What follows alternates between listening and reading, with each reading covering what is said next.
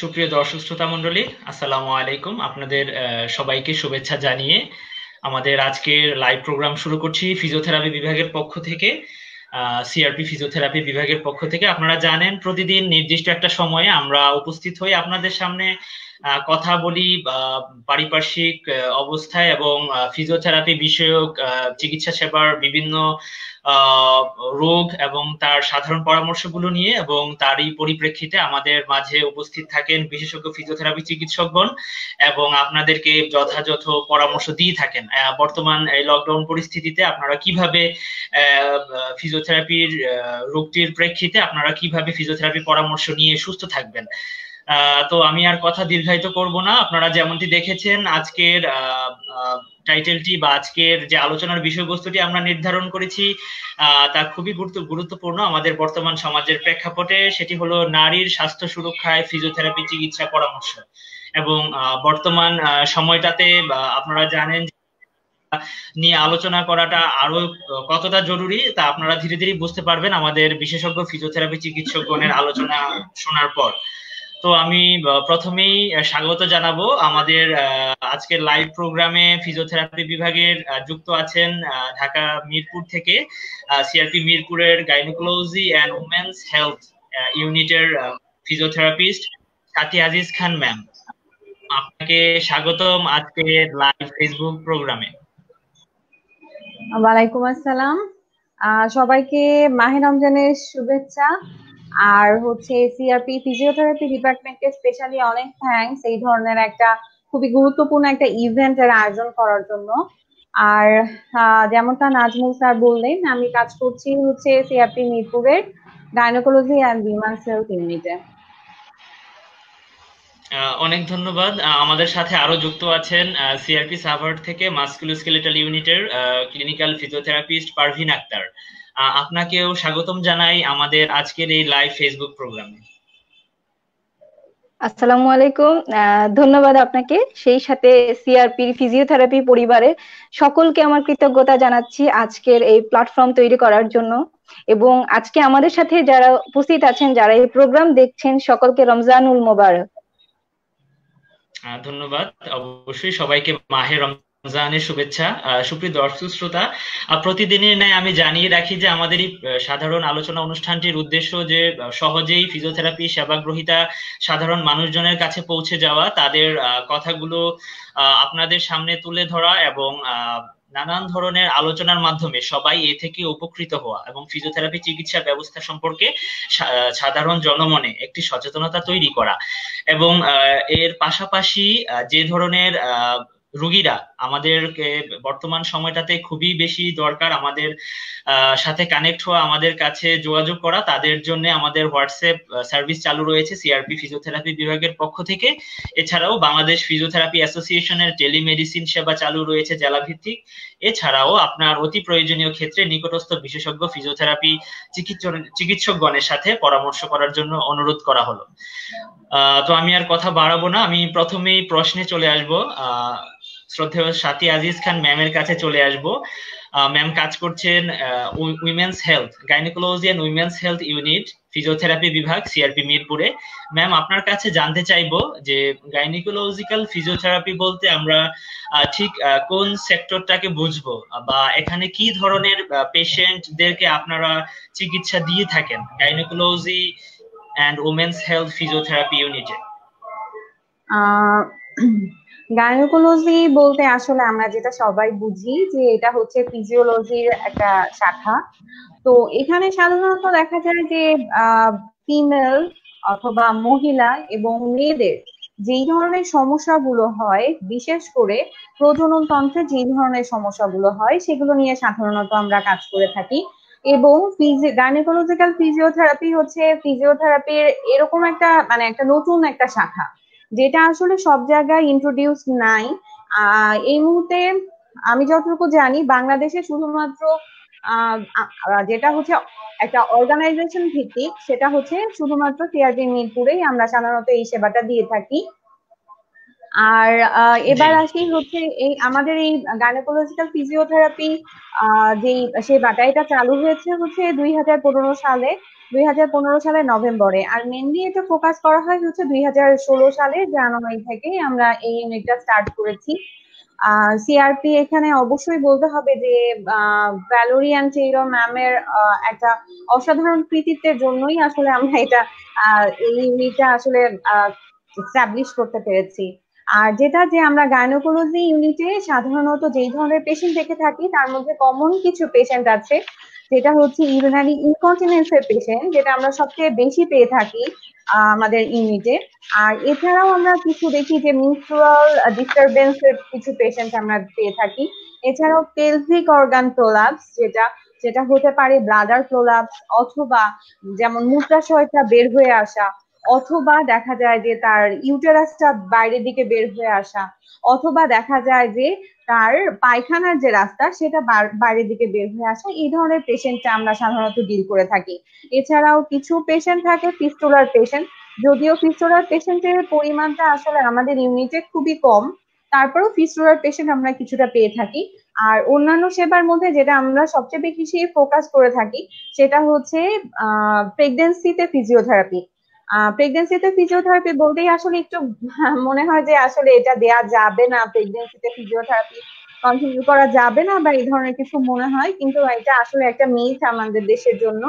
তো জি প্রেগন্যান্সিতে যে ধরনের মাস্কুলোস্কেলেটাল কমপ্লিকেশন গুলো, যেমন নেক পেইন, ব্যাক পেইন, অথবা থোরাক্সে পেইন, আর সাধারণত খুব বেশি দেখা যায় হচ্ছে হিপ পেনের পেশেন্ট গুলো খুব বেশি দেখা যায়, অথবা পেলভিক অর্গানে যে কোনো ধরনের পেইন হতে পারে, অথবা অনেক সময় দেখা যায় নর্মাল ডেলিভারির জন্য আমাদের কাছে পেশেন্ট আসে প্রেগনেন্সি রিলেটেড।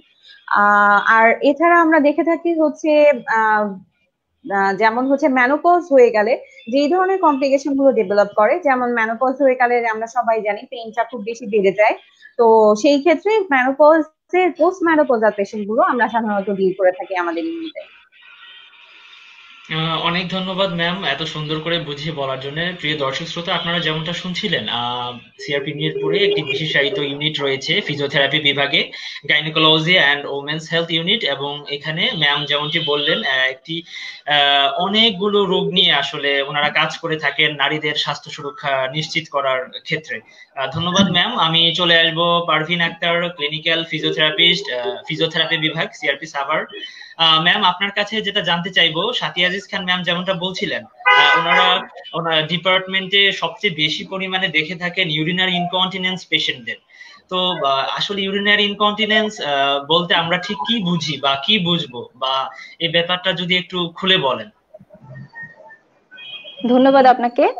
ম্যাম যেটা বলছিলেন যে আমরা মূলত ইউরিনারি ইনকন্টিনেন্সের পেশেন্টরা বেশি দেখে থাকি, যদিও আমাদের সিআরপি সাভারে আলাদাভাবে কোনো গাইনোকোলজিক্যাল ইউনিট নেই, কিন্তু আমরা মাস্কুলোস্কেলেটাল ইউনিটে গাইনোকোলজিক্যাল যে পেশেন্ট গুলো থাকে সেগুলো সব দেখে থাকি।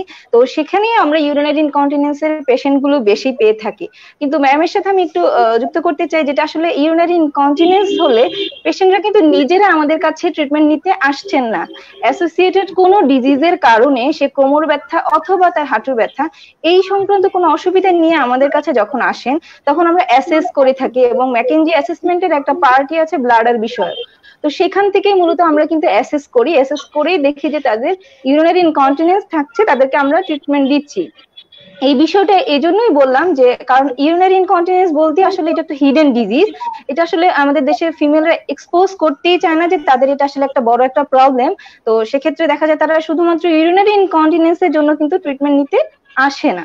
তো এখন আপনার যে বিষয়টা আপনি বললেন যে ইউরিনারি ইনকন্টিনেন্স বলতে আসলে আমরা কি বুঝি, ইউরিনারি ইনকন্টিনেন্স বলতে আমরা প্রথমে যেটা বুঝি সেটা হচ্ছে অনিয়ন্ত্রিত প্রস্রাব বা প্রস্রাব পড়ে যাওয়া, প্রস্রাব বের হয়ে যাওয়া, অনিচ্ছাকৃত ভাবে প্রস্রাব বের হয়ে যাওয়া, প্রস্রাবের উপরে তার কোনো কন্ট্রোলই থাকছে না। যদি সাধারণভাবে আমরা বলি, সেক্ষেত্রে দেখা যায় যে আমাদের কন্টিনেন্স বা মিকচুরেশনের দুটো বিষয় থাকে, একটা হচ্ছে ফিলিং বা স্টোরেজ, এবং দ্বিতীয় বিষয়টি হচ্ছে ভয়েডিং। অর্থাৎ আমার কিডনি ফাংশনিং এর পরে আমার ইউরিনটা এসে আমার ব্লাডারে যুক্ত হবে, এসে জমা হবে, এবং আমার ইউরেথ্রার মাধ্যমে সেটা আমার কি হয়ে যাবে, পাস হয়ে যাবে।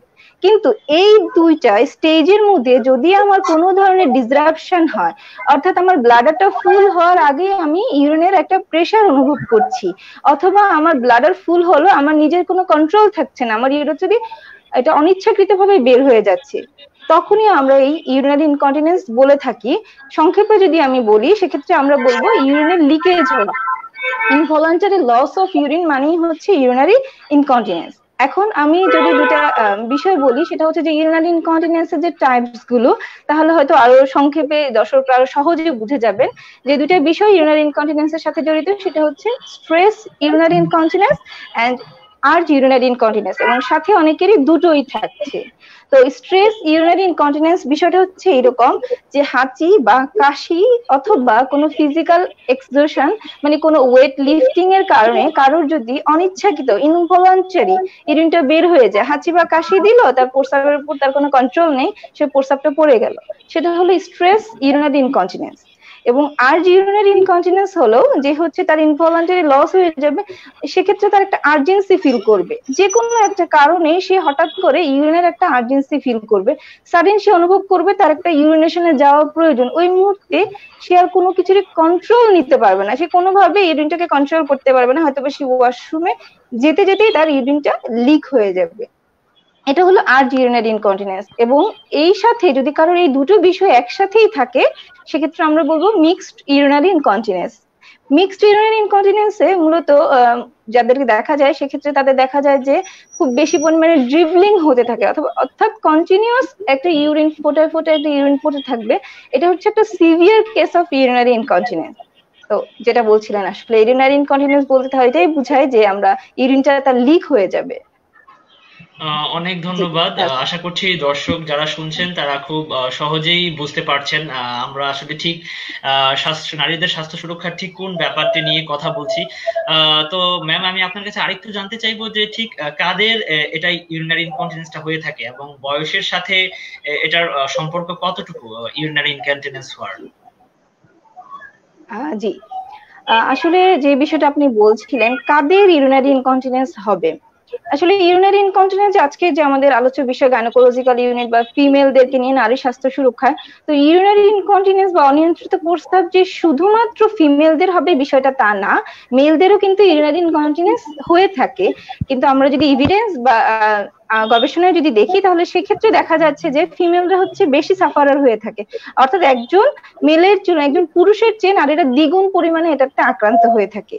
এবং এজের সাথে যে বিষয়টা আপনি বলছেন, সেই বিষয়টা আসলে যদি বলি যে আসলে আমাদের যে গবেষণায় দেখা যায় যে যদি শুধুমাত্র ওল্ডার এজ অর্থাৎ ফিফথ ডিকেড এর পরেই দেখা যায় ইউরিনারি ইনকন্টিনেন্সটা ডেভেলপ করে, কিন্তু এটা হচ্ছে আপনার সব এজেই হতে পারে, অর্থাৎ আফটার ম্যারেজের পর থেকে আপ টু 65 ইয়ার্স পর্যন্ত কিন্তু ইউরিনারি ইনকন্টিনেন্সটা বা অনিয়ন্ত্রিত প্রস্রাবটা হতে পারে।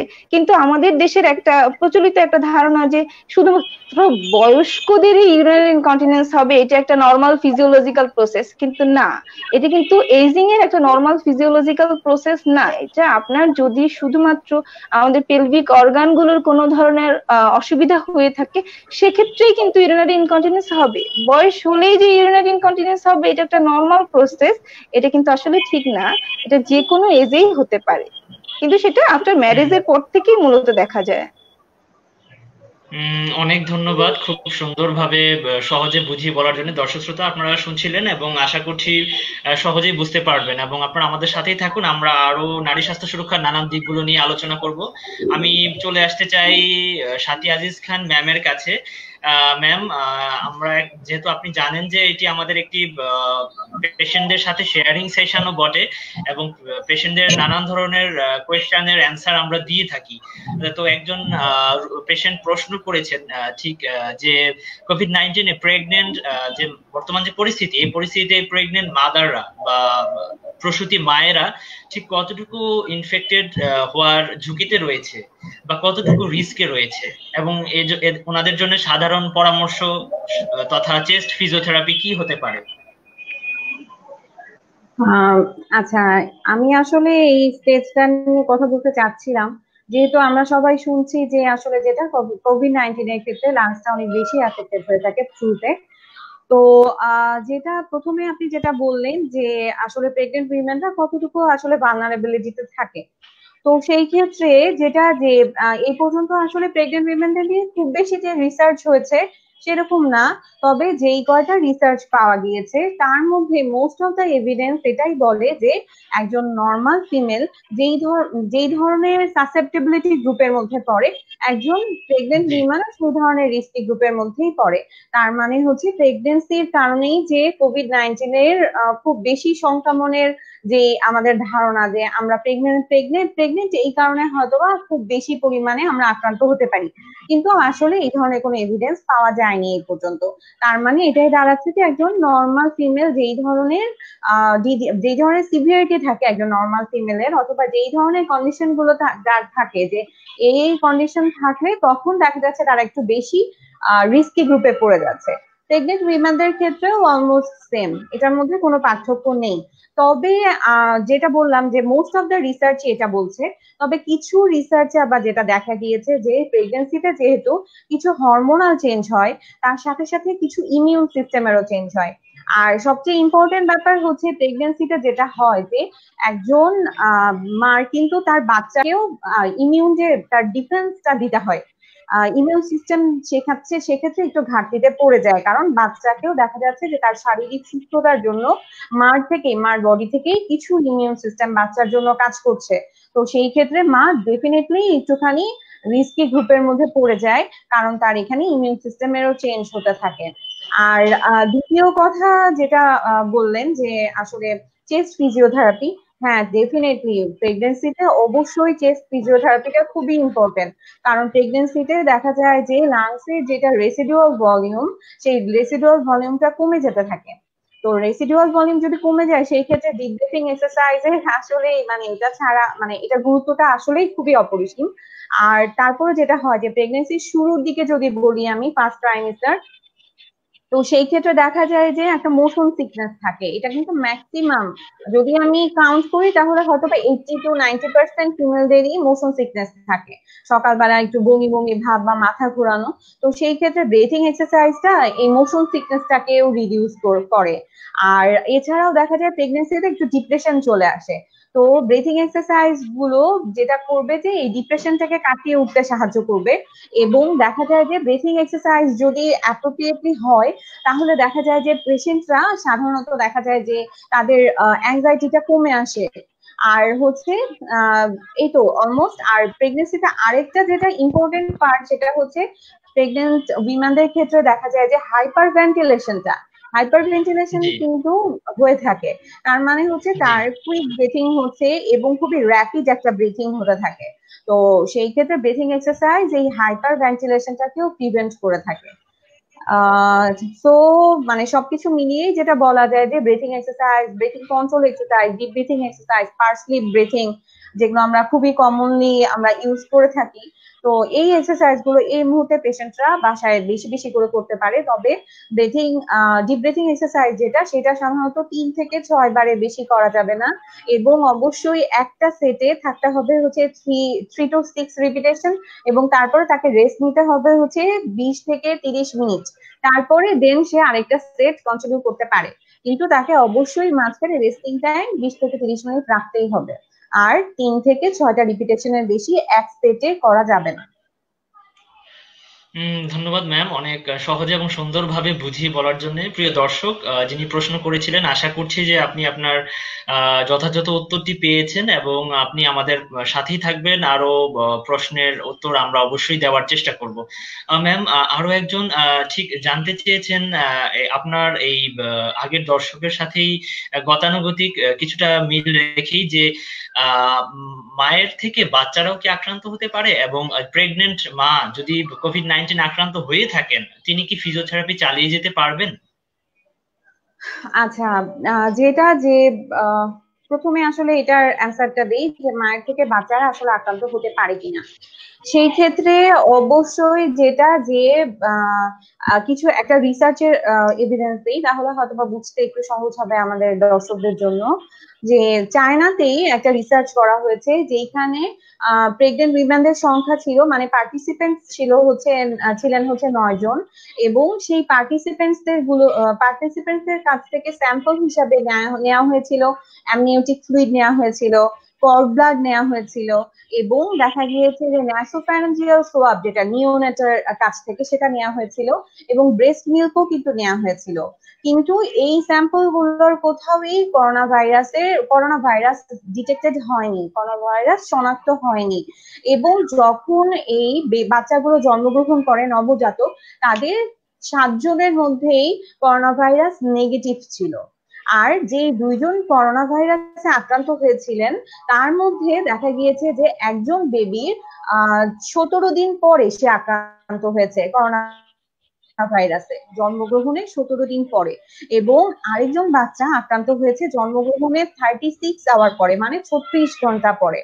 তো দেখা যাচ্ছে তাদের বাবা মাদের কিন্তু পজিটিভ হিস্ট্রি ছিল করোনা ভাইরাসের। তো এটা আমরা খুব ভালোভাবে তাহলে এই এভিডেন্স থেকে বুঝতে পারি যে একজন প্রেগনেন্ট উইমেনের কাছ থেকে যে বাচ্চাতে সংক্রমিত হবে কোভিড-19 সেটা আসলে না। তো আর এক্ষেত্রে আরেকটা ইম্পর্টেন্ট হচ্ছে ব্রেস্ট মিল্কের মাধ্যমেও কিন্তু এই ভাইরাসটা একজন থেকে আরেকজনে যায় না। এটা হচ্ছে প্রথম কোশ্চেনের অ্যান্সার। আর দ্বিতীয় কোশ্চেনটা যেটা ছিল যে করোনা ভাইরাসের সময় আসলে আমরা ফিজিওথেরাপিটা কন্টিনিউ করতে পারবো কিনা। তো সেই ক্ষেত্রে অবশ্যই যেটা বলতে হবে যে হ্যাঁ, আসলে আমাদের তখন হোম অ্যাডভাইসটা বেশি ইম্পর্টেন্ট, যে আমরা বাসায় কি কি ধরনের, একজন ফিজিওথেরাপিস্টের সাথে আপনারা যেটা বললেন, বা অনেক সময় দেখা যায় যে কিছু ফিজিওথেরাপিস্ট অনলাইনে থাকেই, বা পরিচিত কিছু ফিজিওথেরাপিস্ট থাকে, বা সিআরপির কিছু ফিজিওথেরাপিস্টদের সাথে আমরা পেশেন্টদের সাথে কমিউনিকেট হয়ে থাকে। তো তাদের সাথে কমিউনিকেশনের মাধ্যমে তাদের কাছ থেকে জেনে নিতে হবে যে বাসায় কি কি ধরনের এক্সারসাইজ করতে পারে, এবং হোম অ্যাডভাইস হিসাবে কি কি ধরনের অ্যাডভাইস গুলো সে মানবে। এবং দেখা যায় যে এই ধরনের পেশেন্টের ক্ষেত্রে সাধারণত হসপিটাল বেসড ট্রিটমেন্টটা না নেওয়াটাই, মানে ফিজিওথেরাপিটা না নেওয়াটাই এই মুহূর্তে বেটার। কারণ ফিজিওথেরাপি আমরা সবাই জানি কোভিড-19 হচ্ছে সংক্রমিত রোগ, সেটা হচ্ছে একজনের কাছ থেকে আরেকজনের মধ্যে খুব দ্রুতই ট্রান্সমিশন হওয়ার একটা চান্স থাকে। তো সেই ক্ষেত্রে হসপিটালে না এসে যদি আমরা বাসায় বসেই হোম অ্যাডভাইস গুলো, তার সাথে সাথে কিছু এক্সারসাইজ যেটা আমরা করলে আমাদের বিভিন্ন ধরনের দেখা যাচ্ছে নর্মাল ডেলিভারি ফ্যাসিলিটেট হচ্ছে, অথবা বিভিন্ন ধরনের পেইন রিলেটেড যেগুলো প্রবলেম আছে সেগুলো অনেকটাই আমরা মিনিমাইজ করে রাখতে পারছি, সেটা বাসায় করাটাই বেটার এই মুহূর্তে। নিঃসন্দেহে দর্শক যিনি প্রশ্ন করেছিলেন আশা করছি যথাযথ উত্তর পেয়েছেন যে ঠিক নবজাতকেরা খুব বেশি এই সময়টাতে ঝুঁকিতে আছে বলে বলা যাবে না। তবে প্রেগনেন্ট মায়েরা যদি কেউ করোনার ঝুঁকিতে থাকেন বা করোনা ভাইরাসে ইতিমধ্যে পজিটিভ হয়ে থাকেন, অবশ্যই অবশ্যই আপনি যথাযথ সতর্কতা অবলম্বন করবেন, হাসপাতাল এড়িয়ে চলার জন্যই ম্যাম যেমনটি বললেন, এবং আপনি বাসায় থেকেই যথাযথ বিশেষজ্ঞ ফিজিওথেরাপি চিকিৎসকের পরামর্শে আপনি হোম এক্সারসাইজ গুলো কন্টিনিউ করতে পারেন। এতে কোনো ধরনের স্বাস্থ্যহানি বা স্বাস্থ্য ঝুঁকি নেই বললেই চলে। অনেক ধন্যবাদ ম্যাম। আপনি যেমনটা বলছিলেন তারপরেও প্রশ্নটি থেকেই যায়, আমি আপনাকে একটু স্পেসিফিকলি প্রশ্নটি করতে চাই যে আপনি যেমনটি রিসার্চ থেকে বললেন, তাহলে নবজাতকদের ক্ষেত্রে ঝুঁকিটা কেমন থাকতে পারে? একদমই কি নেই বললেই চলে? নবজাতকের ক্ষেত্রে আসলে যেটা, তার আগে আমি আপনাকে একটা ইনফরমেশন দিই, যেটা আসলে ইউনিসেফের একটা রিসার্চ হয়েছে বাংলাদেশের উপর। তো সেইখানে আসলে দেখা গিয়েছে যে 2.4 মিলিয়ন নিউবর্ন কিন্তু জন্মগ্রহণ করবে এই করোনা ভাইরাসের এই ধরনের পরিস্থিতির মধ্যেও। তো আমি একটু আগেও যেটা বলেছি যে আসলে নবজাতকরা অবশ্যই তাদের ইমিউন সিস্টেমটা অনেক বেশি পরিমাণে দেখা যাবে যে নর্মাল একজন পার্সনের চেয়ে তাদের ইমিউন সিস্টেমটা ডেফিনেটলি একটু কম থাকবে। তো সেই ক্ষেত্রে যেটা করতে হবে, তাদেরকে অবশ্যই প্রোটেকশনে রাখতে হবে, এরকম কোনো ব্যক্তির আক্রমণ থেকে দূরে রাখতে হবে যাদের কোভিড-19 পজিটিভ। তবে সেই ক্ষেত্রে যেটা হবে যে মা যদি খুব সুন্দর করে নিজেকে মেনটেন করে রাখতে পারে বাচ্চা থেকে, যেমন মা যদি পজিটিভ হয়ে থাকে তাহলে বাচ্চার একটা চান্স থাকে যে বিভিন্ন ধরনের এই ইনফেকশনটাকে স্প্রেড করানোর। তো সেই ক্ষেত্রে যেটা হবে, মাকে খুবই কেয়ারফুলি বাচ্চাকে হ্যান্ডেল করতে হবে। যেমন সবাই যেটা বলে থাকে যে গ্লাভস ইউজ করতে হবে, বা মাস্কটা স্পেশালি মাস্ক ইউজ করে তারপরে ব্রেস্ট মিল্ক সে বাচ্চাকে ফিড করাতে পারবে, ব্রেস্ট মিল্ক খাওয়াতে পারবে। নিঃসন্দেহে কিন্তু সেই ক্ষেত্রে নিঃসন্দেহে অবশ্যই তাকে যেগুলো বলা হয়ে থাকে যে প্রিকশন মেনটেন করে তারপরে তাকে বাচ্চার কন্ট্যাক্টে আসতে হবে। এবং ব্রেস্ট মিল্ক বাদে যে আদার যে পরিচর্যাগুলো থাকে একজন বাচ্চার, সেটা সাধারণত সবচেয়ে বেটার হচ্ছে কোভিড-19 নেগেটিভ এরকম কোনো পার্সনের সেই বাচ্চার টেক কেয়ার করা। অবশ্যই অবশ্যই প্রিয় দর্শক শ্রোতা, আশা করছি আপনারা সহজেই বুঝতে পারছেন যে ঠিক আমরা কি বিষয়ে কথা বলছি, এবং নারীদের স্বাস্থ্য সুরক্ষায় ফিজিওথেরাপি চিকিৎসা ব্যবস্থার গুরুত্ব আসলেই অতুলনীয় এবং একটা অপরিহার্য ব্যাপার। তো ম্যাম যেমনটি বলছিলেন যে নবজাতকেরা ঠিক কতটা ঝুঁকিতে রয়েছে, এবং তা সেক্ষেত্রে নিউবর্ন বা সদ্য জন্মানো শিশুদের ক্ষেত্রে আমরা কি ধরনের ব্যবস্থা গ্রহণ করব তাদের প্রয়োজনীয় প্রোটেকশন বা নিরাপত্তার স্বার্থে। ম্যাম, আমি আপনার কাছে আরো প্রশ্ন নিয়ে আসব, যেমনটা বয়স্ক মহিলারা ঠিক কতটা ঝুঁকিতে রয়েছে, বর্তমান পরিস্থিতিতে কি কি নিয়ম মানা যেতে পারে, ইত্যাদি ইত্যাদি। কিন্তু তার আগে আমি চলে যেতে চাই পারভিন আক্তার ম্যামের কাছে। ম্যাম, আপনি যেমনটা বলছিলেন আমাদেরকে যে ইউরিনারি ইনকন্টিনেন্স নিয়ে, আসলে ইউরিনারি ইনকন্টিনেন্সের সাধারণ মানুষদের মধ্যে একটা ধারণা থাকেই যে এটা চিকিৎসা নিতে হয় না বা এটা একটা এজিং প্রসেস, আপনি যেমনটা বলছিলেন। তো এটার ট্রিটমেন্ট পলিসিটা অ্যাকচুয়ালি কি হতে পারে, এবং সাধারণ মানুষজন কে সহজে আমরা কিভাবে বুঝাতে পারি যে এটা চিকিৎসা নেওয়াটা অতীব জরুরি? আপনি যদি এই বিষয়ে কিছু বলতেন। ধন্যবাদ। তো আমি এর আগে আপনি যেটা বলছিলেন যে আসলে ইউরিনারি ইনকন্টিনেন্স বা অনিয়ন্ত্রিত প্রস্রাবের চিকিৎসা বিষয়ে, তো আমি এই সাথে একটু যুক্ত করতে চাই আসলে ইউরিনারি ইনকন্টিনেন্স হচ্ছে কি কারণে হয়ে থাকে। তো যেটা হচ্ছে যে ইউরিনারি ইনকন্টিনেন্স হওয়ার পেছনে কিছু কারণ, যেটা হচ্ছে যে আমাদের ফিজিওলজিক্যাল প্রসেস, যে এজিং এর সাথে আমাদের মেনোপোজ হচ্ছে। তো মেনোপোজ হলে যেটা কি হচ্ছে, আমার কিছু হরমোনাল চেঞ্জ আসতেছে বডিতে, রেস্টলেসনেস আসছে, তখন কিন্তু আমার ইউরিনারি ইনকন্টিনেন্স হতে পারে। এছাড়া যাদের মাল্টিপল প্রেগনেন্সি হয়ে থাকে, মাল্টিপল প্রেগনেন্সির সময় যদি কারোর ভ্যাজাইনাল ডেলিভারি থাকে, তখন কিন্তু যদি আমার পেলভিক অর্গান অথবা আমার পেলভিক ফ্লোর মাসেলের যদি কোনো ডিসরাপশন হয়ে থাকে অথবা কোনো ট্রমা হয়ে থাকে, ট্রমার কারণে কিন্তু আমার এই ইউরিনারি ইনকন্টিনেন্স হতে পারে। অর্থাৎ পেলভিক ফ্লোর মাসেল স্ট্রেংথ যদি কমে যায়, সেক্ষেত্রে আমার ইউরিনারি ইনকন্টিনেন্সটা হতে পারে। এছাড়াও আরেকটা বিষয় যেটা যে ক্রনিক লো ব্যাক পেন, এটা হচ্ছে আমাদের দেশে কিন্তু কমন ফেনোমেনা, আমরা যেটা অনেক বেশি পেশেন্ট দেখে থাকি ক্রনিক লো ব্যাক পেনের। তো দেখেন যে লো ব্যাক পেনের ক্ষেত্রে যদি আমি একটু বলি যে আমাদের যে পশ্চারাল অ্যালাইনমেন্টে মেনটেন করার জন্য কিন্তু আমার ব্যাক মাসেলের সাথে কিন্তু আমার পেলভিক ফ্লোর মাসেল খুবই লিঙ্কড আপ। তো সেক্ষেত্রে দেখা যায় যে ক্রনিক লো ব্যাক পেন যখন থাকে একটা পেশেন্টের মধ্যে, তখন কিন্তু তার পেলভিক ফ্লোর মাসেলও আক্রান্ত হওয়ার বা স্ট্রেংথ কমে যাওয়ার একটা সম্ভাবনা থাকে, তখন কিন্তু আমার ইউরিনারি ইনকন্টিনেন্স হতে পারে। তো এছাড়াও যেটা হচ্ছে আমার কিছু নিউরোলজিক্যাল কন্ডিশন, যেমন হচ্ছে মাল্টিপল স্ক্লেরোসিস অথবা spinal cord injury, dementia patient এবং ডায়াবেটিস মেলাটাস সর্বোপরি, যেটা আমাদের মধ্যে আপনি বলছেন যে ডায়াবেটিস মেলাটাস হলেই অনেকেই ধারণা করছে যে এটা ডায়াবেটিস মেলাটাস মানেই হচ্ছে অনিয়ন্ত্রিত প্রস্রাব। একজনের ডায়াবেটিস মেলাইটাস হলো মানেই হচ্ছে তার এটা কমন ফেনোমেনা যে তার প্রস্রাব হওয়ার পরিমাণটা বেড়ে যাবে। কিন্তু বিষয়টা এরকম না, ডায়াবেটিস মেলাইটাস হলে ইউরিনারি ইনকন্টিনেন্স বা অনিয়ন্ত্রিত প্রস্রাবের হারটা বেশি হবে। তার মানেই যে সে চিকিৎসা না নিয়ে ঘরে বসে থাকবে যে ডায়াবেটিসের কারণেই হচ্ছে, বিষয়টা এমন না। আমি যদি আরেকটু আপনাকে সংক্ষেপে বলি দর্শকদের উদ্দেশ্যে, যে আমরা যদি দেখেন যে আমাদের যে কোনো মাস্কুলোস্কেলেটাল বলেন বা নিউরোলজিক্যাল ডিজিজ বলেন, সেক্ষেত্রে কিন্তু আমরা আমাদের কোয়ালিটি অফ লাইফে অনেক বেশি হ্যাম্পার করে।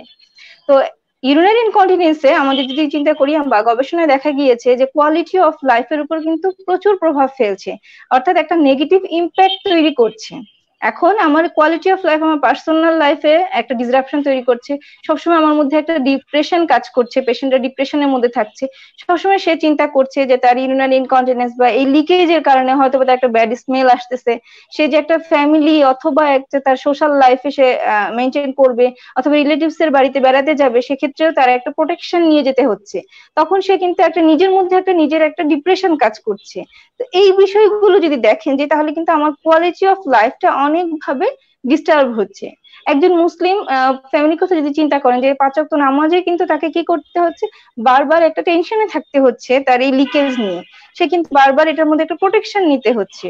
তো তার বুঝতেই পারছেন যে কোয়ালিটি অফ লাইফটা কিভাবে তার হ্যাম্পার করছে।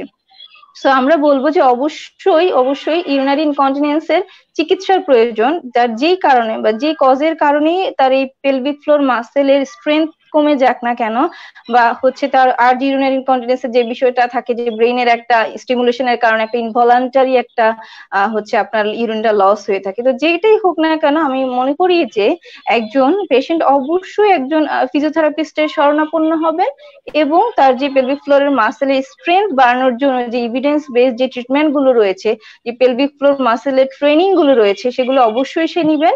এবং তার যে ভয়েডিং ডায়েরি বা ব্লাডার ডায়েরিটা সে মেনটেন করতে পারলেই আশা করা যায় যে সে একটা ভালো একটা কোয়ালিটি অফ লাইফ লিড করতে পারবেন। সো আমি মনে করি যে একজন যেন এই বিষয়টাকে তার নর্মাল এজিং প্রসেস বা বয়সের সাথে একটা রোগ মনে করে ঘরে না বসে থাকেন, অবশ্যই অবশ্যই চিকিৎসা নেন এবং better quality of life lead করেন। ধন্যবাদ। জি রাজবু। নিঃসন্দেহে ম্যাম অনেক সুন্দর করে বুঝিয়ে বলার জন্য। প্রিয় দর্শক, আপনারা যারা শুনছেন বা ইতিমধ্যে যুক্ত হয়েছেন আমাদের সাথে, আপনারা জানেন যে আমাদের আজকের আলোচ্য বিষয় হচ্ছে নারীদের স্বাস্থ্য সুরক্ষায় ফিজিওথেরাপি চিকিৎসা ব্যবস্থা, এবং আমরা কথা বলছি দুজন বিশেষজ্ঞ ফিজিওথেরাপি চিকিৎসকের সাথে, এবং আমরা চেষ্টা করছি আপনাদের নানান প্রশ্নের উত্তর দেওয়ার পাশাপাশি আমাদের পক্ষ থেকে সাধারণ সচেতনতামূলক যে আলোচনাটি সেটি সঞ্চালনা করার। তো ম্যাম, আপনার কাছে আমি আরো একটু জানতে চাইবো, যে এটা আমার একটা খুবই পছন্দের একটা প্রশ্ন। আমি প্রতিদিনই কোনো না কোনো বিশেষজ্ঞ ফিজিওথেরাপি চিকিৎসক যারা আমাদের সাথে যুক্ত হচ্ছেন এই প্রোগ্রামটিতে আমি করে থাকছি, যে আমাদের যে লাইফস্টাইলটি বর্তমানে আছে এই ক্ষেত্রে ইউরিনারি ইনকন্টিনেন্স পেশেন্টদের জন্য ঠিক কতটা ঝুঁকিতে রয়েছে, বা এই ক্ষেত্রে ওনাদের জন্য সাধারণ কোনো পরামর্শ আছে কি বর্তমান এই পরিস্থিতিতে? জি, খুবই গুরুত্বপূর্ণ একটা প্রশ্ন, যে আমরা সবাই এখন চারিদিকে শুধু কোভিড-19 বা আমরা নিউজ বলেন বা আমরা যেখানেই যাচ্ছি আমরা কিন্তু এই কোভিড-19 নিয়ে খুবই বেশি অস্থির থাকছি বা চিন্তা করছি। তো আমি যেটা বলবো যে ইউরিনারি ইনকন্টিনেন্স যেহেতু বলছি যে একটা ইনভলন্টারি লস অফ ইউরিন, অর্থাৎ এটা কিন্তু আমার ব্রেইনের সাথেও একটা কানেকশন হচ্ছে, যেটা কিনা আর্জ ইউরিনারি ইনকন্টিনেন্সের একটা প্রভাব ফেলছে ব্রেইনের একটা স্টিমুলেশন থেকে। তো এখন আমরা যদি এই কোভিড-19 এর ক্ষেত্রে আমি যদি অন্য সবকিছুই বাদ দিই, তার হচ্ছে ফিজিক্যাল এক্সারসাইজ বলেন বা হচ্ছে তার মোবিলিটি গুলো কমে গিয়েছে, তার ব্যাক মাসেল এখানে উইক হয়ে যেতে পারে, পেলভিক ফ্লোর মাসেল উইক হয়ে যেতে পারে, এই সবকিছুর সাথেও যে বিষয়টা সবচেয়ে বেশি গুরুত্বপূর্ণ সেটা হচ্ছে রেস্টলেসনেস। যে আমরা কোভিড-19 এই বিষয়ে হলে আমি কি করছি, একটা স্ট্রেসের মধ্যে থাকছি যে আমার বুঝি হবে কিনা বা কার হলো, সবসময় একটা টেনশনের মধ্যে থাকছি। তো আপনি যদি দেখেন যে যখন আমি একটা মানুষ টেনশনের মধ্যে থাকে তখন কিন্তু তার অটোমেটিক বডির ফাংশন গুলোর রেগুলেশনটা ঠিক মতো হবে না বা হয় না। যদি আপনি দেখেন যে এক্সাম কম্প্রোমাইজড হলে হয়ে আমাদের যায়। কিন্তু, হ্যাঁ, এক্সাম হলেই দেখেন আমরা চিন্তা করি যে নর্মাল আমাদের তখন একটা স্ট্রেস কাজ করে, তখন কিন্তু আমাকে বারবার ইউরিনেশনে যেতে হচ্ছে। তো সেম কিন্তু কোভিড-19এও যদি আপনি বেশি স্ট্রেসে থাকেন, বেশি বেশি টেনশনের মধ্যে থাকেন, আপনি ডিপ্রেসড থাকেন, তাহলে কিন্তু আপনার এই ইউরিনারি ইনকন্টিনেন্স হওয়ার চান্সটা খুব বেশি বেড়ে যাবে। তো সেক্ষেত্রে আমার একটা পরামর্শ থাকবে যে অবশ্যই অবশ্যই আপনারা যত বেশি স্ট্রেস ফ্রি থাকতে পারেন এই মুহূর্তে, সেক্ষেত্রে প্রতিনিয়তই আমাদের বিশেষজ্ঞ ফিজিওথেরাপিস্টরা যে বিষয়টা সবচেয়ে বেশি ফোকাসড করে থাকছেন যে ব্রিদিং এক্সারসাইজের প্রতি। আজকেও সাথী ম্যাডাম যেটা বললেন যে আমাদের প্রেগনেন্ট উইমেনদের জন্য আমাদের যে ব্রিদিং এক্সারসাইজ অর্থাৎ ব্রিদিং রিল্যাক্সেশন এক্সারসাইজ এক্ষেত্রে সর্বোপরি কাজ করবে, যে আপনি নিজে নাক দিয়ে আরামে শ্বাস নেবেন এবং মুখ দিয়ে আরাম করে শ্বাস নেবেন, ছাড়বেন। এবং এই বিষয়টা আপনি যদি প্রতি 2 ঘন্টা পর পর শ্বাস নেওয়া এবং শ্বাস ছাড়ার মাধ্যমে আপনার কিন্তু ফুল বডির সিস্টেমকে আপনি রিল্যাক্স করতে পারেন। তো এর মাধ্যমে কিন্তু আপনার শুধুমাত্র যে ইউরিনারি ইনকন্টিনেন্স বা অনিয়ন্ত্রিত প্রস্রাব নয়, আমি মনে করি যে অন্যান্য যে সমস্যাগুলো আছে সেগুলোও কমে থাকবে ইনশাল্লাহ। ইনশাআল্লাহ আমরা চাইবো যেন যারা শুনছেন দর্শক শ্রোতা সহ সমস্ত মায়েরা তথা নারীরা এ থেকে উপকৃত হবেন এবং সুস্থ এবং স্বাস্থ্যকর জীবন যাপন করবেন। আপনাকে অনেক ধন্যবাদ ম্যাম। আমি ফিরে আসতে চাইবো ক্লিনিক্যাল ফিজিওথেরাপিস্ট সাথী আজিজ খান ম্যামের কাছে। ম্যাম আছেন গাইনোকোলজিক্যাল এবং উইমেন্স হেলথ ইউনিটে ফিজিওথেরাপি বিভাগে সিআরপি মিরপুরে কর্মরত। আমরা আলোচনা করছিলাম ম্যামের সাথে আগে থেকেই। তো ম্যাম, আপনার কাছে যে প্রশ্নটি আমরা করতে চাইবো, যে ঠিক বয়স্ক মহিলারা কতটুকু ঝুঁকিতে রয়েছে বর্তমানে এই পরিস্থিতিতে, আপনি যদি একটু গুছিয়ে বা সহজে বুঝিয়ে বলতেন, ঠিক কতটুকু ঝুঁকিতে বয়স্ক মহিলারা বা মায়েরা রয়েছেন বর্তমান পরিস্থিতিতে? আচ্ছা, যেটা যে আসলে বাংলাদেশের যদি আমরা স্ট্যাটিস্টিক্সটা স্টাডি করি তাহলে যেটা দেখা যায় যে 7ই এপ্রিল পর্যন্ত যেটা ছিল যে 73% অর্থাৎ 73% মেলরা এফেক্টেড ছিল এবং ফিমেলদের ক্ষেত্রে মাত্র 27 বা 27% ফিমেলরা এফেক্টেড ছিল।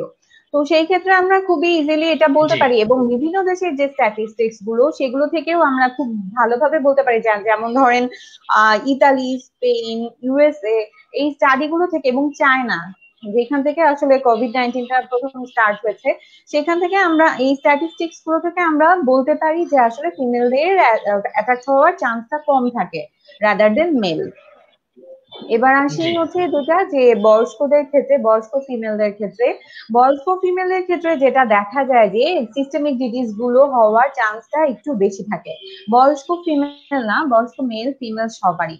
তো সেই ক্ষেত্রে যেটা বলবো যে ইউএস এর একটা স্টাডি করা হয়েছিল, সেই স্টাডি থেকে দেখা গিয়েছে যে যেই পেশেন্ট গুলো করোনায় আক্রান্ত ছিল, সেই কজন পেশেন্টের মধ্যে যাদের কার্ডিওভাস্কুলার ডিজিজ ছিল, সেই পেশেন্ট গুলোর আক্রান্তের হার ছিল হচ্ছে 13.2% এবং যাদের ক্ষেত্রে ছিল হচ্ছে ডায়াবেটিস ম্যালাইটাস, তাদের ক্ষেত্রে আক্রান্ত হওয়ার হার ছিল হচ্ছে 9.2% এবং রেসপিরেটরি ডিজিজের ক্ষেত্রে আক্রান্ত হওয়ার চান্স ছিল হচ্ছে 8% এবং হাইপার টেনশনের ক্ষেত্রে ছিল সেটা 8.2% এবং ক্যান্সারের ক্ষেত্রে ছিল সেটা 7.6%। অর্থাৎ এই সিস্টেমিক জিনিসগুলো যদি কারো থেকে থাকে বয়স্ক ফিমেলদের ক্ষেত্রে, তাহলে সেই ক্ষেত্রে তাদের ক্ষেত্রে সংক্রমণের আশঙ্কাটা একটু বেশি থাকে। তো আমরা এটা ইজিলি বলতে পারি যে আমাদের যে নিয়ন্ত্রিত লাইফস্টাইল, যেটা পারভিন ম্যাডাম একটু আগে বললেন, যে খুব বেশি আমাদের প্যানিক হয়ে গেলে হবে না, আমাদেরকে বিভিন্ন ধরনের এক্সারসাইজ বাসায় কন্টিনিউ করতে হবে, আমাদের ডায়াবেটিসটাকে নিয়ন্ত্রণে রাখতে হবে এবং হাই প্রেশারটাকে আমাদের নিজেদের বিভিন্ন ধরনের এক্সারসাইজের মাধ্যমে, ব্রিথিং এক্সারসাইজের মাধ্যমে আমাদের এগুলোকে নিয়ন্ত্রণ করে রাখতে হবে।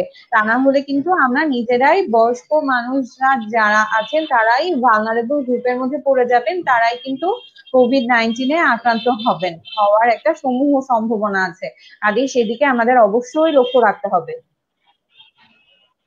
অনেক ধন্যবাদ সুপ্রিয় দর্শক শ্রোতা, আপনারা যেমনটা শুনছিলেন ম্যাম খুব সহজেই বুঝিয়ে বলার চেষ্টা করেছেন ঠিক কতটা ঝুঁকিতে রয়েছেন বয়স্ক মহিলাগণ এবং এর সাথে কি কি ধরনের রোগ আমাদের এই আক্রান্ত হওয়ার ক্ষেত্রে আরো সহায়ক ভূমিকা হিসেবে পালন করতে পারে। তো আমরা অবশ্যই সাবধান থাকব, আমরা সচেতন থাকব। ম্যাম, একজন দর্শক প্রশ্ন করেছেন, আমি একটি প্রশ্ন নিব যে সিজারিয়ান সেকশনের সময় যে অ্যানেস্থেসিয়া দেয়া হচ্ছে, অনেক মায়েরা, একজন মাই প্রশ্ন করেছেন যে অনেক সময় কোমরে ব্যথা তৈরি হচ্ছে, আসলে কি এই অ্যানেস্থেসিয়ার কারণে ব্যথা তৈরি হতে পারে এবং এই ব্যথার জন্য কি ফিজিওথেরাপি চিকিৎসকগণের শরণাপন্ন হওয়া যেতে পারে কিনা, যদি সংক্ষেপে বলেন।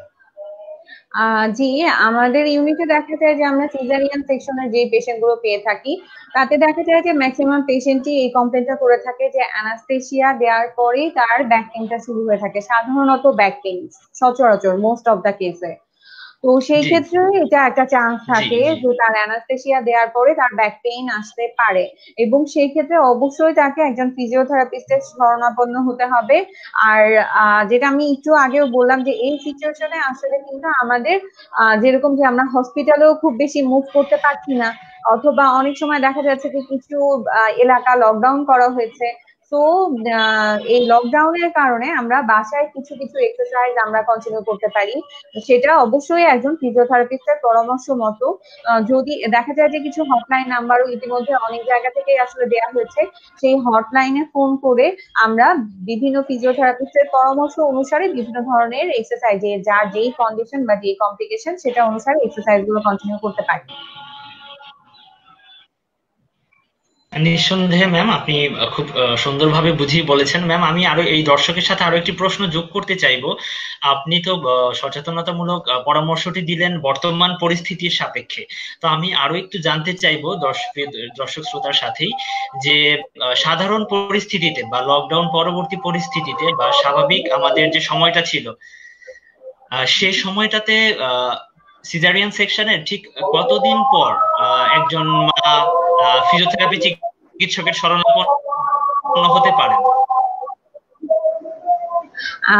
আসলে সিজারিয়ান সেকশনের কতদিন পরে সে একজন ফিজিওথেরাপিস্টের শরণাপন্ন হতে হবে এরকম এক্সাক্ট কোনো ডেট বা এরকম এক্সাক্ট কোনো স্পেসিফিক কোনো টাইম নেই, কারণ এক একজনের ইমিউন সিস্টেম এক এক রকম। তো কারো যদি ইমিউন সিস্টেম খুব বেশি স্ট্রং থাকে ডেফিনেটলি তার দেখা যাবে যে স্কার টিস্যু ফর্ম করবে না, তারপর তার খুব দ্রুত হিলিং হয়ে যাবে। তো সেই পেশেন্ট গুলো যদি মনে করেন যে ব্যাক পেইন বা নেক পেইন বা others pain related musculoskeletal complication related কোনো ধরনের প্রবলেমে ভুগছেন, তাহলে তারা মোটামুটি 7 থেকে 14 দিন পরেই একজন ফিজিওথেরাপিস্টের কাছে চলে আসতে পারে, কোনো সমস্যা হবে না। কিন্তু অনেক সময় দেখা যায় যে কিছু স্কার টিস্যু ফর্ম করে সিজারিয়ান সেকশনের পরে। তো সেই ক্ষেত্রে অবশ্যই মানে সেটা যদি খুবই ইনিশিয়াল স্টেজে যদি থাকে, তাহলে অবশ্যই একজন ফিজিওথেরাপিস্ট সেই ক্ষেত্রে তেমন কোনো একটা রোল পালন করতে পারবে না। তো সেই ক্ষেত্রে একটু লেটে, যেমন 1 মাস পরে আমি আসতে পারি, স্কার টিস্যু ম্যানেজমেন্টের জন্যই একজন ফিজিওথেরাপিস্টের শরণাপন্ন হই, কিন্তু সেটা ইনিশিয়াল স্টেজে না। তাকে একটু ওয়েট করে যখন একটু হিলিং এর দিকে যাবে তখন আবার আসতে হবে ফিজিওথেরাপিস্টের কাছে। আর তখন দেখা যাবে যে ফিজিওথেরাপিস্ট বিভিন্ন ম্যানেজমেন্টের মাধ্যমে সেই স্কার টিস্যু গুলোকে রিমুভ করার চেষ্টা করবে। যেমন কিছু মেসেজ আছে, ডিপ ট্রান্সফার ফ্রিকশন মেসেজ, এবং এটারও আবার কয়েকটা ধরনের সেক্টর থাকে, কয়েকটা ধরনের পার্ট আছে। তো তার মাধ্যমে ইজিলি এটা চলে যাবে স্কার টিস্যু। আর যেটা যে যদি কোনো পেইন থেকে থাকে তাহলেও যদি একজন পেশেন্ট মনে করে যে সে ফিজিক্যালি ফিট, তাহলে পরে সে অবশ্যই ফিজিওথেরাপিস্টের কাছ থেকে কন্টিনিউ করতে পারবে। কিন্তু যখন তার মনে হবে যে না, তার পেইনটা, তার স্কার টিস্যুটা বেশি, বা ট্রাভেলে তার কোনো প্রবলেম হচ্ছে, বা বেড থেকে উঠতে কোনো ধরনের প্রবলেম হচ্ছে, বা টান লাগছে বারবার, বা অনেক সময় থাকে যে কিছু ব্লিডিং হয় বা পুঁজ বের হয়, যেটা খুবই কমন সিজারিয়ান সেকশনের পরে ইনসিশন এরিয়াটা দিয়ে। তো সেই ক্ষেত্রে তখন ফিজিওথেরাপিস্টের শরণাপন্ন না হওয়াটা বেটার, একটু হিলিং এর পরে ফিজিওথেরাপিস্টের কাছে যেতে পারে। নিঃসন্দেহে নিঃসন্দেহে দর্শক শ্রোতা, আপনারা যেমনটা শুনছিলেন, ম্যাম বুঝিয়ে বলার চেষ্টা করলেন যে আমরা ঠিক কখন থেকে সিজারিয়ান সেকশনের পরবর্তীতে ঠিক কখন থেকে ফিজিওথেরাপিস্টের শরণাপন্ন হব। তবে আলোচনার শুরুতেই কিন্তু আমরা ম্যামের কাছ থেকে শুনতে পেয়েছিলাম, এবং এটা সর্বসাধারণের জন্যই প্রযোজ্য, যে আমরা অবশ্যই অবশ্যই প্রেগনেন্সি পিরিয়ডের ঠিক প্রথম থেকেই একজন বিশেষজ্ঞ ফিজিওথেরাপি চিকিৎসকের সাথে সংযুক্ত থাকবো। একজন গাইনোকোলজিস্টের পাশাপাশি অবশ্যই একজন গাইনোকোলজিক্যাল ফিজিওথেরাপিস্টের সাথে আমরা কানেক্টেড থাকবো, এবং তার পরামর্শ মোতাবেক বিধিনিষেধ মোতাবেকই চলাফেরা করার চেষ্টা করবো ইনশাআল্লাহ। তো ম্যাম, আমরা একেবারেই শেষ পর্যায়ে রয়েছি আমাদের আজকের লাইভ প্রোগ্রাম অনুষ্ঠানটির। সবশেষে আপনার কাছে জানতে চাইবো যে এই পরিস্থিতিতে বাসায় ঠিক কি কি নিয়ম মানা যেতে পারে, আপনার বা কোনো সাধারণ পরামর্শগুলো কি হতে পারে এই প্রেগনেন্ট মায়েদের জন্য? এই পরিস্থিতিতে আসলে প্রেগনেন্ট মায়েদের জন্য যেটা হোম অ্যাডভাইসটা খুব ইম্পর্টেন্ট। যেমন তার বসার ধরন, দাঁড়ানোর ধরন, শোয়ার ধরন, এগুলো খুবই ইম্পর্টেন্ট। একটু খেয়াল রাখতে হবে যখনই সে দাঁড়াবে বা যখনই সে বসবে, তখনই অবশ্যই তাকে মেরুদণ্ড সোজা রেখে হেডটাকে স্ট্রেট করে, তারপরে আমাদের যে স্ক্যাপুলা থাকে, মানে হচ্ছে আমাদের শোল্ডার জয়েন্টটাকে একটু ব্যাকওয়ার্ড বা একটু রাউন্ড করে পিছনের দিকে নিয়ে পুরো একটা ইরেক্ট পোস্টারে, মানে সোজা রেখে সোজা পশ্চারে বসতে হবে বা সোজা পশ্চারে দাঁড়াতে হবে। এবং দাঁড়ানোর ক্ষেত্রে অবশ্যই তাকে দু পায়ে সমান ভর বহন করতে হবে। এবং বসার ক্ষেত্রে যেটা বলবো, অবশ্যই তাকে যদি সে চেয়ারে বসে, তাহলে একবারে চেয়ারের শেষ ভাগ পর্যন্ত পুরাটুকু কাভার করে তারপরে তাকে বসতে হবে। যদি সে বিছানায় বসে, তাহলে পুরাটুকু যতটুকু পর্যন্ত বিছানার সাথে টাচ না খায় ততটুকু পর্যন্ত পুরাটুকু কাভার করে, পুরাটুকুতে দুই পাশে সমান ভর বহন করে তারপরে তাকে বসতে হবে। এবং সেই ক্ষেত্রেও ওই একই দাঁড়ানোর মতো একই পশ্চার থাকবে, সবকিছু স্ট্রেট থাকবে, মেরুদণ্ড পুরা সোজা থাকবে, মাথাটা সোজা থাকবে, এবং তার শোল্ডার কাঁধটাকে একটু পিছনের দিকে নিয়ে পুরা সোজা রেখে তারপরে তাকে বসতে হবে।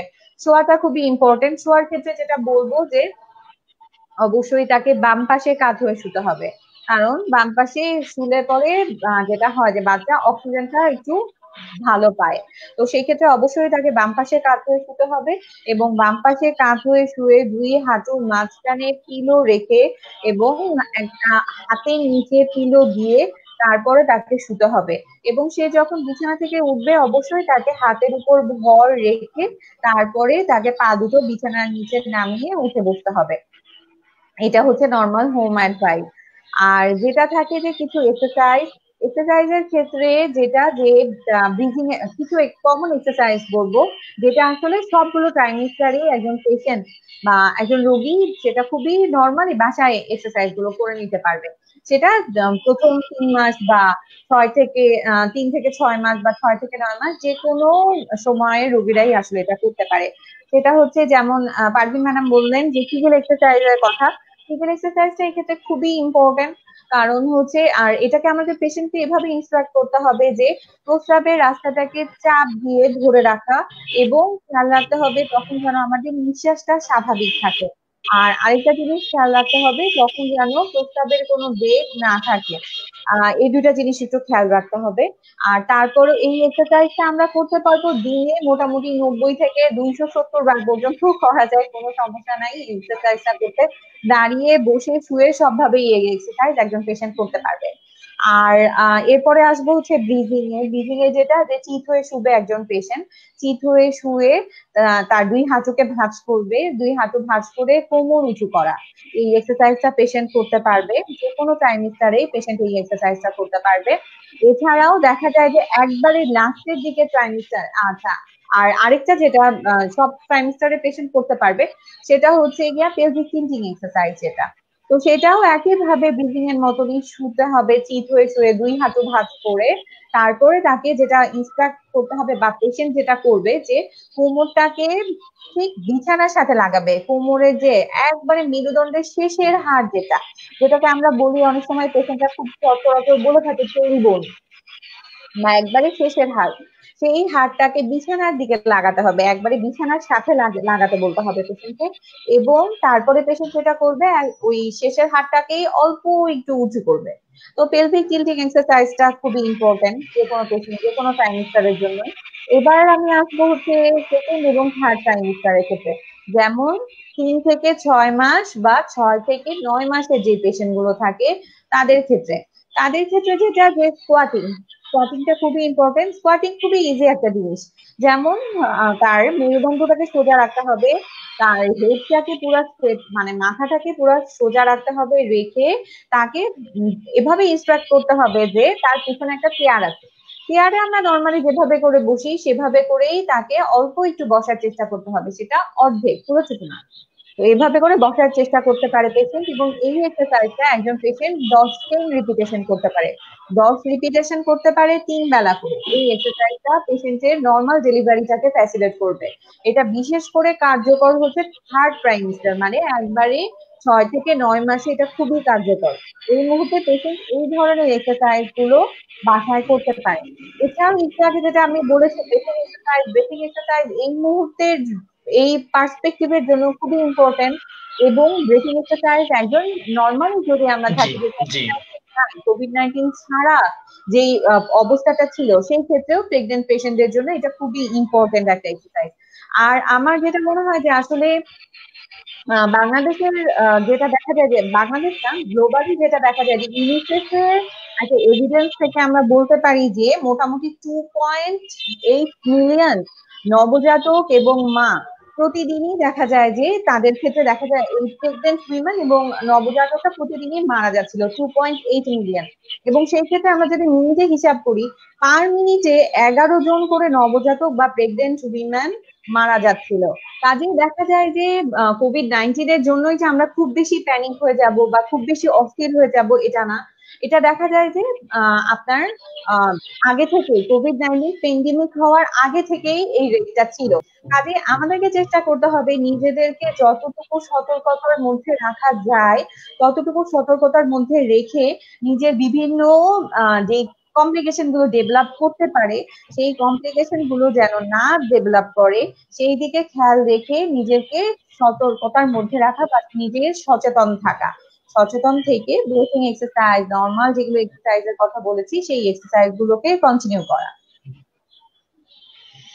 অবশ্যই অবশ্যই আমরা অবশ্যই তাই চাইবো, যেন প্রতিটা মাই তাই করে থাকেন। এবং আমাদেরকে যারা শুনছেন দর্শক শ্রোতা মণ্ডলী, আশা করছি আপনারা ম্যামের কাছ থেকে খুব সহজেই বিষয়গুলো বুঝতে পেরেছেন, আমাদের ঠিক করণীয় গুলো কি কি এবং নারী স্বাস্থ্যের ঠিক কোন বিষয়টাতে আমরা বর্তমান পরিস্থিতির পাশাপাশি সব সময়ের জন্যই বিশেষ গুরুত্ব দিয়ে থাকবো। তো ম্যাম, আপনাকে অনেক ধন্যবাদ আমাদের আজকের এই লাইভ ফেসবুক প্রোগ্রামে যুক্ত হয়ে আপনার বিশেষজ্ঞ আহ, পরামর্শ আমাদের সকল সাধারণ দর্শকদের জন্য শেয়ার করার জন্য।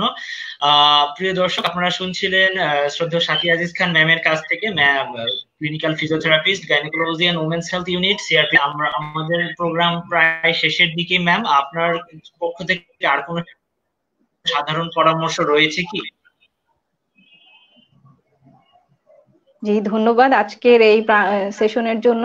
তো আমি শুধু সবার উদ্দেশ্যে এইটুকুই বলবো যে শুধুমাত্র যে অনিয়ন্ত্রিত প্রস্রাব বা ইউরিনারি ইনকন্টিনেন্স যে বিষয়টা নিয়ে আমি বলেছি, যে শুধু যদি এইটুকুই খেয়াল করেন যে আমাদের যে বয়স্ক মধ্যবয়স্ক যে নারীরা রয়েছেন তাদের মধ্যেই দেখা যাচ্ছে 23.7% কিন্তু ইউরিনারি ইনকন্টিনেন্স হচ্ছে। তো এটা গবেষণায় দেখা গিয়েছে, এটা বাংলাদেশের পার্সপেক্টিভে, এটা কিন্তু পুরো ওয়ার্ল্ড ওয়াইডে প্রায় 50 মিলিয়ন পিপল এটাতে আক্রান্ত হচ্ছে।